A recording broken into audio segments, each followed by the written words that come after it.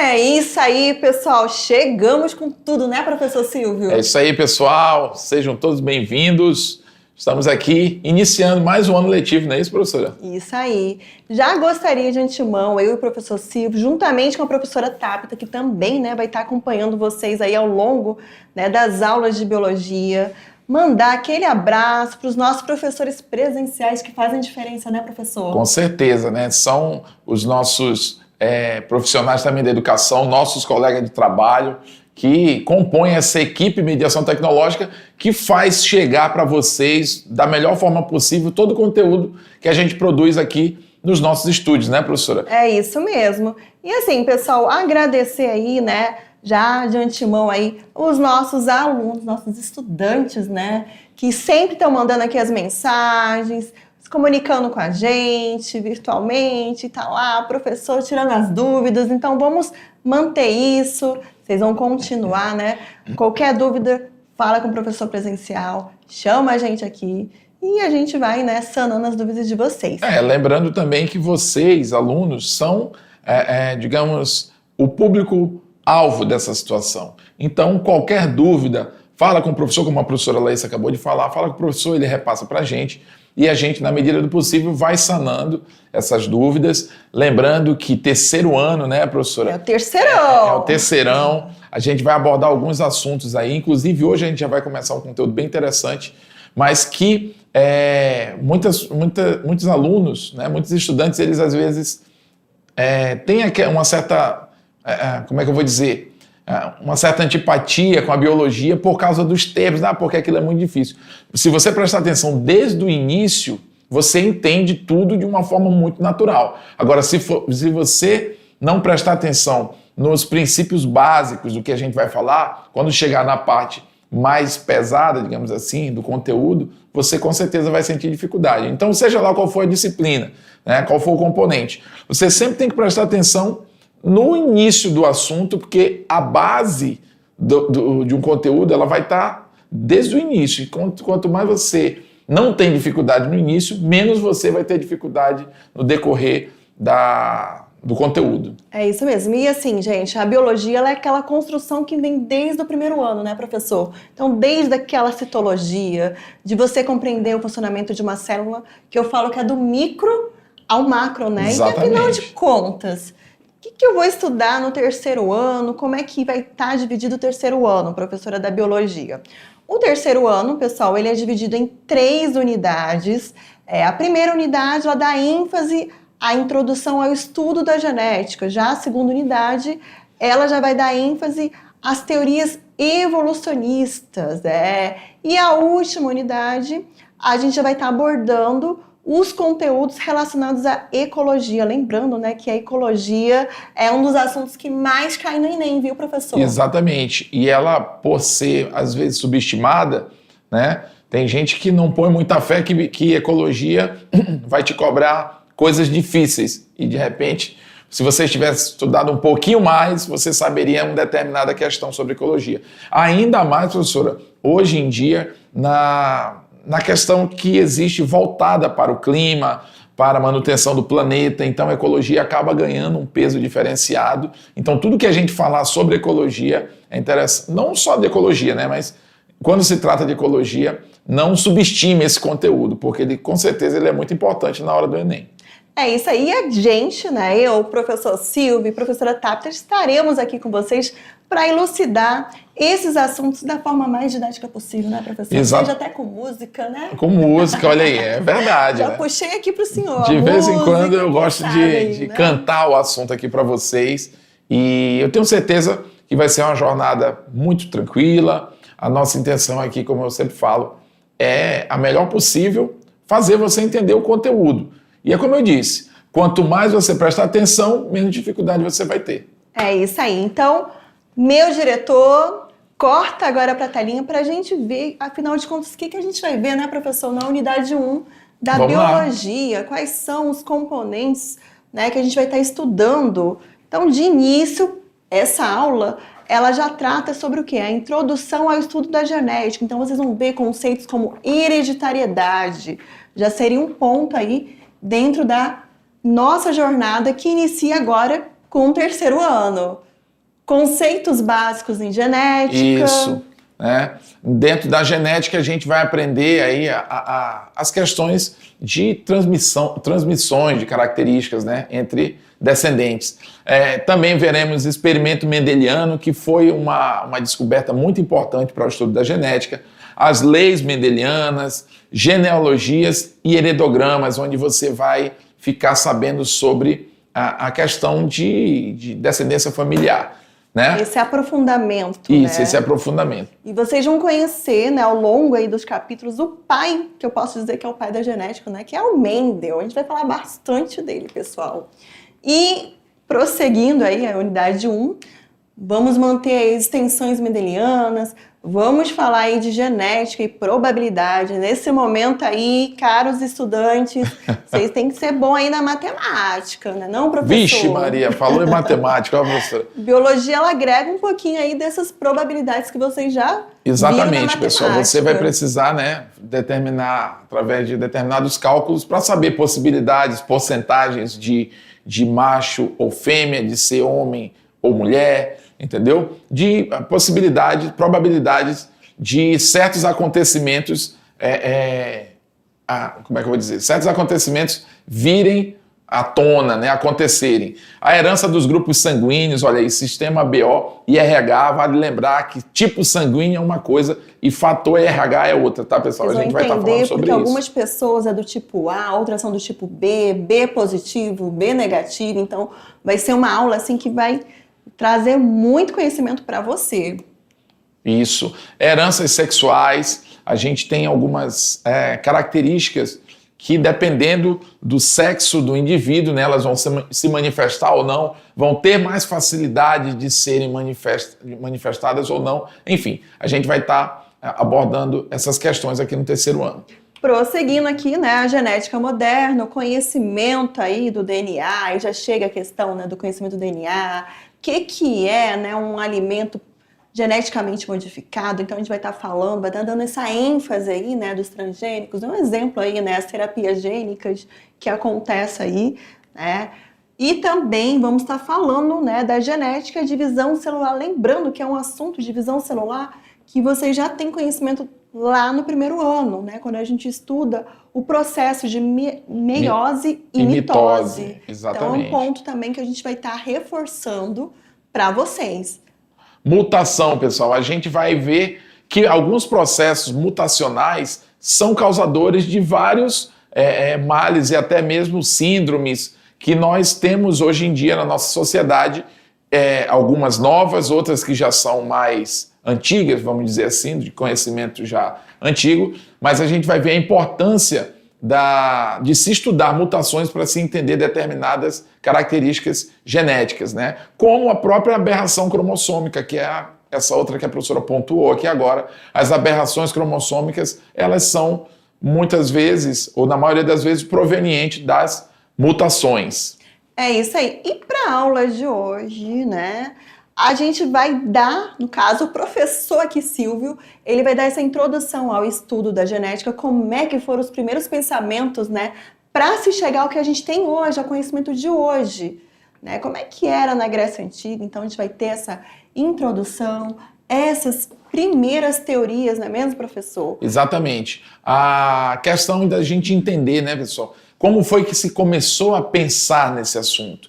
É claro que nessa primeira aula a gente vai abordar coisas mais teóricas, mas para a gente precisar compreender a genética de hoje, a gente precisa entender da onde que eles partiram, quais as observações que eles faziam, elas faziam sentido ou não. Vocês vão ver que algumas, até sim, se você for falar, pô, eles, cara, mesmo sendo antigo, mas na antiguidade ele pensou algo que pode fazer sentido, né? Mas com alguns detalhes, aquilo acabou não sendo validado, mas depois com os estudos viu que aquela base realmente fazia sentido.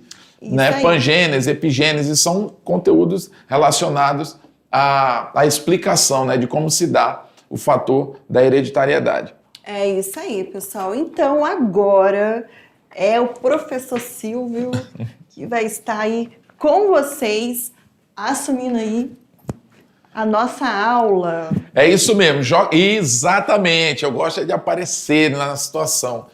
Pessoal, eu sou o professor Silvio Santos, né? Estava aqui com a professora Laísa, professora top aqui de biologia, e vou dar esse pontapé inicial nas aulas de biologia, como nós falamos ainda há pouco.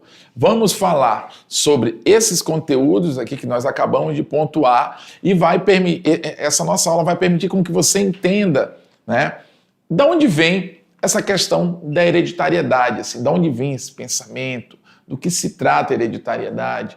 É importante que você entenda a hereditariedade para que você consiga entender a dinâmica genética da população mundial. E quando eu falo população mundial, eu não estou falando só, por exemplo, dos seres humanos. Eu estou falando de todos os seres vivos. Agora, é claro, muitos exemplos aqui nós vamos falar baseado na gente, né? No homem, no Homo sapiens, tá? Mas os princípios que nós vamos falar sobre hereditariedade, eles são aplicados a todos os seres vivos. Afinal de contas, a gente é moldado por um DNA. Esse DNA, ele nos fornece características para a nossa formação. E a gente recebe isso de quem? Do papai e da mamãe, né? Ou você acha que isso brotou dentro de você aleatoriamente? Não.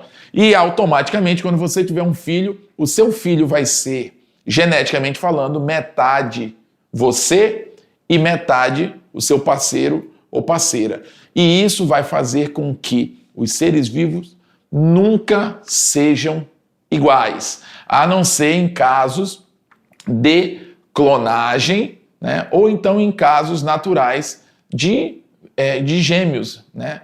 Então, na genética a gente entende tudo isso, enfim, tá? E agora a gente vai para uma parte mais teórica, tá? Para que vocês entendam isso, a base de tudo. Então aqui, né? Joga na tela aí, Fernanda. Isso. Aqui é o professor Silvio Santos, mediação tecnológica, biologia é top, tá bom? Vamos lá. Então, genética, eu fiz um avatarzinho aqui, pessoal. É a minha cara, né? Eu fiz lá, pedi, joguei minha foto, ele gerou muito bonito, então eu coloquei na minha imagem aí. Vamos lá, então, genética. Introdução à genética, teorias sobre hereditariedade. Aqui a gente está reforçando o que a gente acabou de falar, do que a gente vai estudar, tá? Então, esses são os tópicos da nossa aula.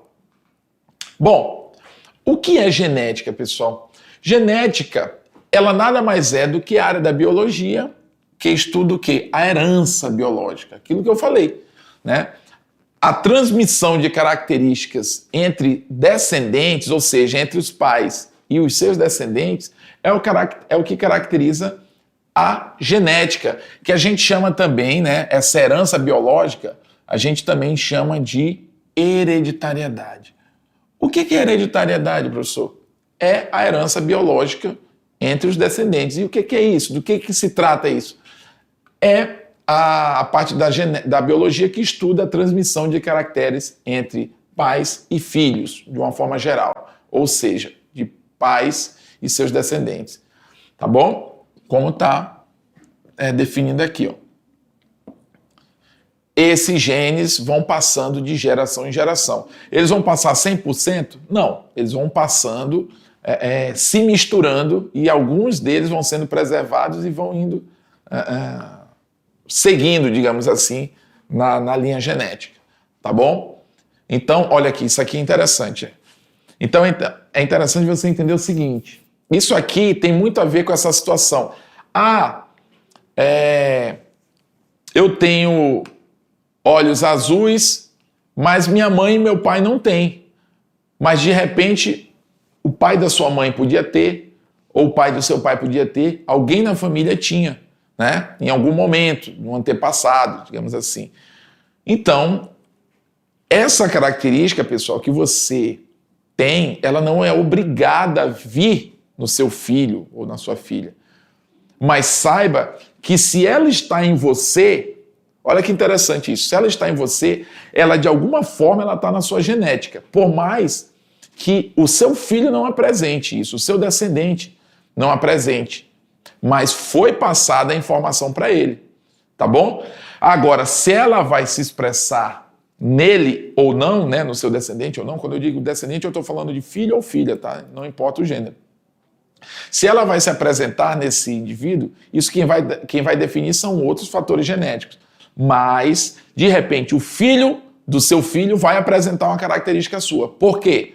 Porque, por alguma condição genética, aquele gene conseguiu se expressar, né, naquela terceira geração, aliás, segunda geração a partir de você. Então, a gente vai entender isso, a gente vai ver isso dentro de genética na parte de heredograma, enfim, a gente vai chegar lá, né? Então, aqui, a gente tem primeiras teorias. Será que começou genética? A genética foi iniciada de uma forma assim, alguém sentou numa bancada e já saiu escrevendo tudo? Não, né? Como muita coisa na ciência, primeiro parte da curiosidade, né? A gente começa a estudar determinado assunto quando a gente tem curiosidade sobre aquilo, quando a gente tenta responder as questões sobre um determinado assunto, é o que faz a gente partir para pesquisa, né? E essas pesquisas vão nos embasando, permitindo com que a gente entenda melhor aquele assunto, e aí a gente vai criando as teorias, né? Dependendo de quem for, dos grandes estudiosos, eles foram observando e criando as teorias, que é o que a gente vai ver agora, algumas delas que são muito importantes, né? Como eu falei ainda há pouco, algumas não fazem nem sentido, mas não fazem sentido hoje, pessoal. Na época que eles pensavam isso, não se tinha outras fontes de informação. Então, muitas coisas que você vai ver aqui agora, para você, balela isso. Mas essas curiosidades e essas conclusões da época faziam com que um discordasse do outro e isso fomentasse cada vez mais a pesquisa dentro desse ramo da genética, que tentava explicar, né, a reprodução entre os seres vivos, a hereditariedade, a transmissão de características entre pais e filhos. Tá? Joga na tela e vamos ver. Então, primeiras teorias. Podemos dizer que a genética teve sua origem com teorias sobre o quê? Sobre a hereditariedade. Não se buscou estudar a genética apenas para entender características. Estudou-se genética para entender o porquê que aquela característica chegou naquele indivíduo, que é, né, a questão da descendência, que trata a hereditariedade, que é a transmissão de caracteres entre pais e seus descendentes, entre os indivíduos, vamos dizer assim, tá? E na Idade Antiga, você sabe que não tinha essa tecnologia que a gente tem hoje, e os grandes estudiosos dessa época, pessoal, eram os filósofos. Eles eram os detentores desse conhecimento, tá bom? Eles tinham uma capacidade de formulação de teorias, porque eles estudavam muito, eles se dedicavam ao conteúdo, às informações, eles estudavam aquilo. Então, o que eles pensavam sobre determinados assuntos era tido com muito respeito, né? Era tratado com muito respeito. Então, a gente tem aqui, lá em cima, a gente tem aqui Alquemion, né? Ele acreditava o quê? Que o indivíduo, ele era gerado, por exemplo, homem ou mulher, ou macho ou fêmea, na proporção do sêmen, né? O homem ejaculava, né, no interior da mulher, e baseado no tanto de sêmen que chegou no óvulo, podia ser, se chegou muito, era homem, se chegou pouco, era mulher, entendeu? Então, você percebe que se tentava explicar e achar um sentido. Por que é homem? Por que é mulher? Né? Isso já fala de gene? Não fala, mas já tenta se explicar, né? Já é uma curiosidade sobre o assunto, né? Já dá um impulsionamento de, não, eu acho que não, vamos buscar outras coisas. Então, na proporção de sêmen, se era muito, era homem, se era pouco, era mulher, e ainda tinha uma. Se fosse homem, era gerado no óvulo, no ovário, né? No ovário direito. Eles tinham isso, do lado direito, digamos assim, do ventre da mulher, do órgão reprodutor. Se fosse mulher, o indivíduo, ele ia ser gerado na parte esquerda, tá? Então, dependendo da quantidade do sêmen, esse ser ia ser gerado de um lado ou de outro, né? No ovário ou no outro, digamos assim. Então, esse foi o Alquemeon. Aqui embaixo a gente tem Anaxágoras. Todos filósofos também, todos esses que eu estou falando são filósofos que tinham suas opiniões tidas como importantes, né? Ó, protótipo dos órgãos. Ele achava que os órgãos, eles tinham uma espécie de cada um deles tinha uma espécie assim de protótipo de célula origem de cada um desses órgãos, que na hora que os indivíduos estivessem se desenvolvendo dentro do ventre materno, cada órgão desse já tinha uma espécie de... É como se fosse...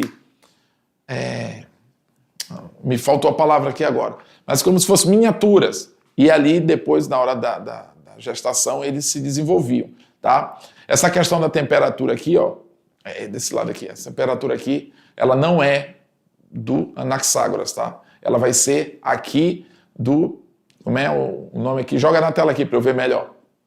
Empédocles, né? Essa aqui tu risca, tá bom? Essa temperatura aqui, ela saiu no lugar errado.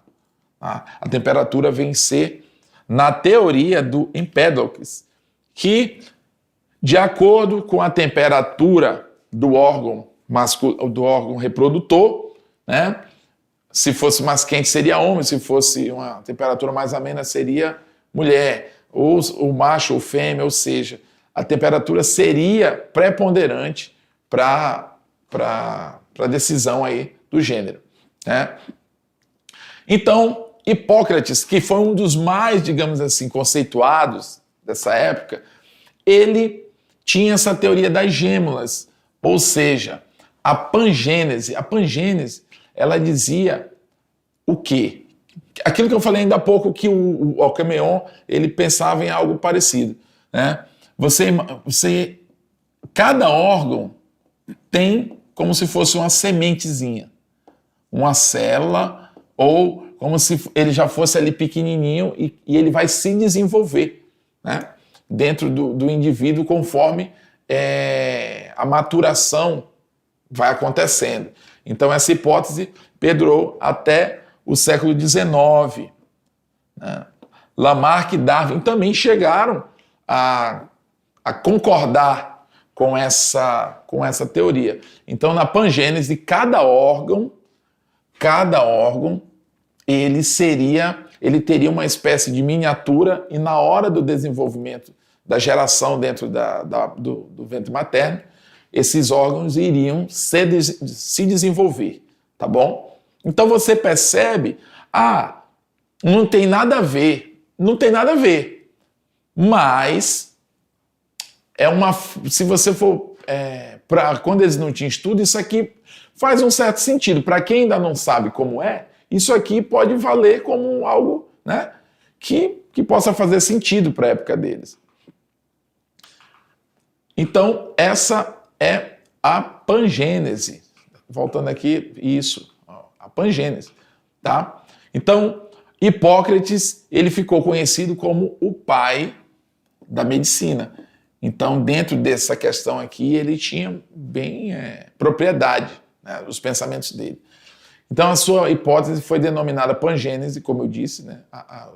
Os órgãos têm ali seus protótipos mínimos em miniatura que se desenvolvem quando o indivíduo está sendo gerado. Essas miniaturas, digamos assim, como se fossem sementes, eram chamadas gêmulas, tá? Então, a gêmula do pulmão, a gêmula do cérebro, enfim, tá?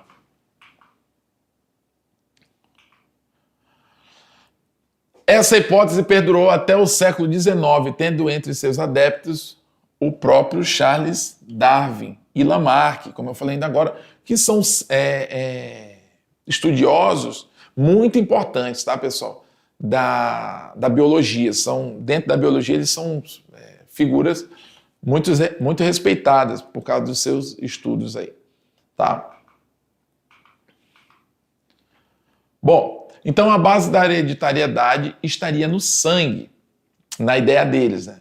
O homem, esse símbolozinho, ele representa o masculino, tá, pessoal? Ele passaria suas características pelo sangue purificado. E a mulher, né, pelo sangue, que aqui cortou aqui, pelo sangue da menstruação, tá bom? Eles acreditavam em algumas teorias que não fazem muito sentido. Mas aqui, ó, nesse caso aqui, o sangue purificado, de repente eles acreditavam que o sêmen tinha alguma característica, né, sanguínea que iria ajudar nessa definição. Então haviam duas correntes de explicação, pessoal.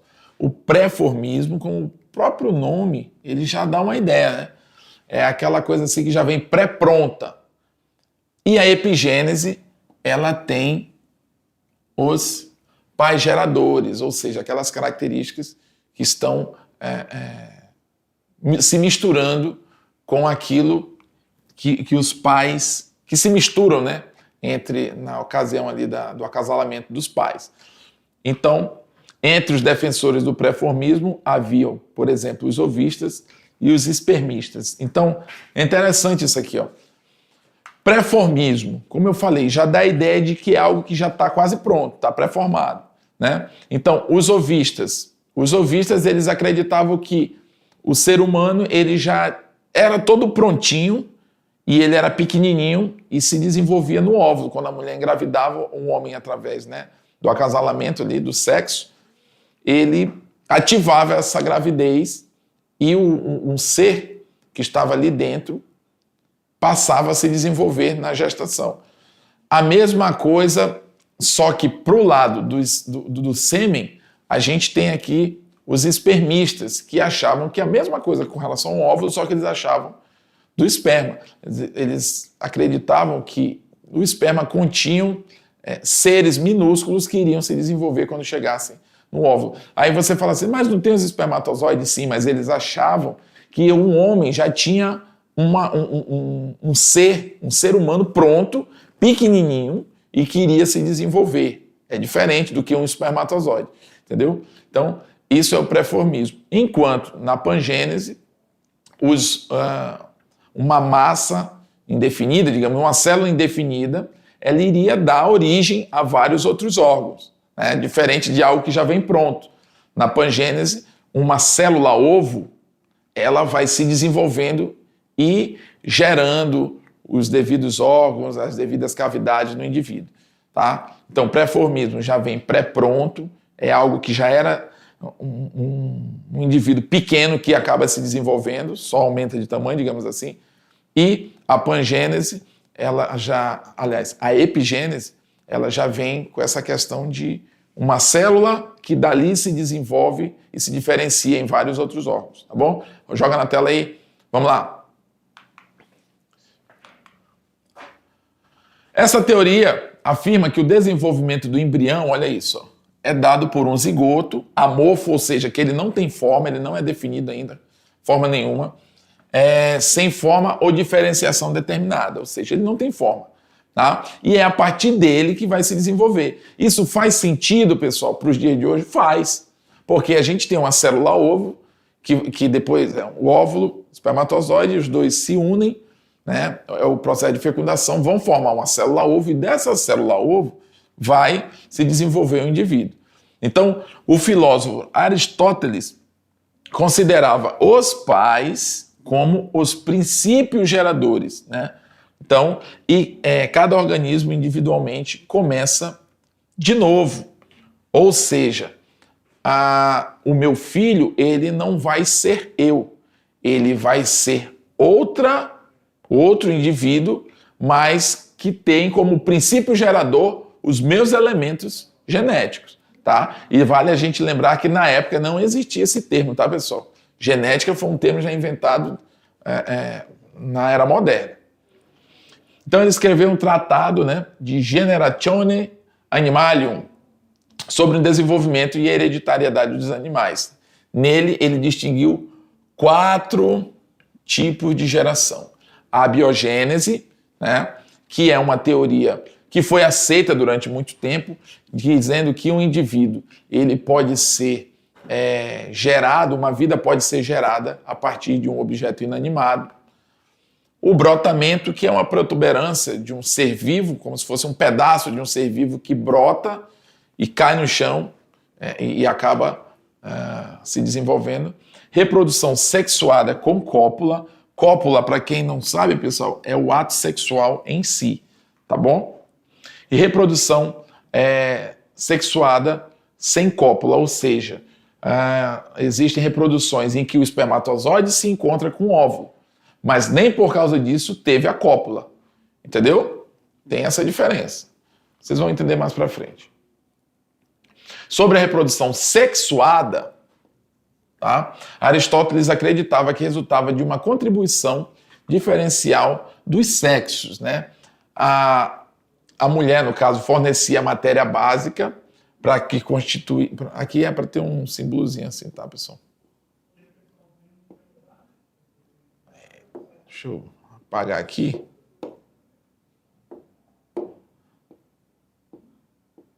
Vamos botar assim. A mulher fornecia a matéria básica que constituía e nutria o ser em formação, enquanto o homem, né, fornecia por meio do sêmen a essência, transmitindo-lhe a alma, a fonte de forma do movimento. Olha que interessante. Isso é muito louco. Ó. O que eles estão falando, pessoal, faz sentido em um certo ponto, né? O homem, a mulher fornece um lado do material, o homem fornece o outro. Legal, o espermatozoide, por exemplo, o sêmen, né? O espermatozoide e o óvulo. Porém, aí já onde é que está digamos assim, o que não faz sentido. Ele fornecia, o homem fornecia por meio do sêmen a essência, transmitindo-lhe a alma e a fonte e a forma do movimento. Isso aí a gente sabe que não tem nada a ver hoje em dia do ponto de vista científico, tá bom? Joga na tela de novo. Estava aqui, né? Só faltava a animação aparecer. Então, William Harvey propôs que todo animal se originava de um ovo, né? Ou de uma célula ovo. Faz sentido, né? Vocês percebem que vem vindo lá dos filósofos mais antigos e vem ganhando sentido a situação. E que esse ovo produzido pela fêmea necessitava ser fertilizado. Olha aqui, pessoal. Ovo produzido pela fêmea. Diga-se óvulo, né? Necessitava ser fertilizado pelo sêmen do macho, no caso, o espermatozoide, para originar um novo ser. Tá vendo? Já começa a fazer sentido. Então, William Harvey foi importante aí nesse sentido. Já o botânico Nehemiah Greele, ele sugeriu que os grãos de pólen eram o elemento masculino na reprodução das plantas com flores, apoiado pelo botânico alemão Rudolf Jacob Camerarius, né, em seu livro De Sexus Plantarum Epistola. Então você percebe que já se buscava, não só nos seres humanos, mas já se buscava uma resposta para essa questão do macho e fêmea, nesse caso aqui nas plantas também, né? Ele acabou descobrindo aí, né, e postulando que o pólen é um elemento masculino, ou seja, plantas também têm sexo, tá? Então, apesar de Harvey ter sugerido a possibilidade da epigênese, a teoria da epigenética foi proposta formalmente pelo anatomista alemão Caspar Friedrich Wolff. Ou seja, Harvey falou isso há mais tempo atrás, mas só com o passar do tempo é que essa teoria foi, digamos, validada por Caspar Friedrich. Tá? A epigenética, né, segundo o Caspar, ela tem também conhecia o quê? Como teoria da regulação gênica. Ela afirma que o desenvolvimento não depende apenas do código genético e de alterações na sequência de DNA, mas que também, isso aqui é muito importante, pessoal, é influenciada pelo meio ambiente e determinante intrínsecos, como alimentação, por exemplo. Isso explica muito de hoje, pessoal. A alimentação, o comportamento da sociedade hoje, alguns artigos já afirmam isso, que muitas doenças, muitas síndromes novas, muitas condições genéticas, elas estão muito relacionadas ao modo de vida. Ou seja, o ambiente também influencia no funcionamento do meu organismo e o meu DNA, ele também acaba incorporando características provenientes, por exemplo, de elementos químicos que estão presentes na comida, no ambiente que eu respiro, né? Com o tipo de material que eu lido no meu trabalho, de repente, dependendo do que for. Então você consegue perceber que o fator externo, ele também acaba afetando a minha genética. E dependendo do que for, eu posso passar isso para o meu filho e isso passa a ser presente na linha genética de uma família, por exemplo. Né? Voltando lá. Continuando na tela. Na sua obra de teoria, Generationes, Wolff recuperou a teoria da epigênese, defendida lá atrás pelo Harvey. Né? Foi assim que ele buscou. Essas teorias se opunham, né? Elas iam de encontro com a teoria tradicional, que sustentava que os organismos já estavam pré-formados. Lembra que eu falei do pré-formismo? Então, a epigenética, ela veio meio que derrubar essa questão do pré-formismo, em que o indivíduo já estava pronto, ali, enfim. Né? Viram que isso aí perdeu mais o sentido, começou a enfraquecer. Então, o trabalho dele, né, do Caspar Friedrich, consistia em 3 partes: desenvolvimento das plantas, ou seja, através de entendimento das plantas, ele foi entendendo também a genética de seres vivos, desenvolvimento dos animais e as considerações teóricas postuladas por ele. Né? Ele pesquisou detalhadamente a metamorfose das plantas, tá? Destacando que os rudimentos embrionários das folhas são basicamente similares aos das partes da flor e que o rudimento de ambos derivam de um tecido essencialmente indiferenciado. Então aqui, pessoal, nós temos parte masculina e parte feminina da planta. Né? Aqui, onde eu estou pintando aqui de vermelho, é onde fica o pólen, que é na antera. Esse pólen precisa entrar em contato com a parte feminina da planta, que é o pistilo, que é essa parte que está no meio, que vocês vão ver isso com mais propriedade no segundo ano, vocês já viram, na verdade. Né?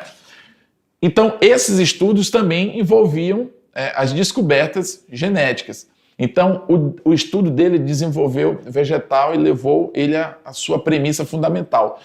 Olha, como eu falei ainda há pouco, né? Tanto nos animais quanto nos vegetais, eles buscavam a resposta.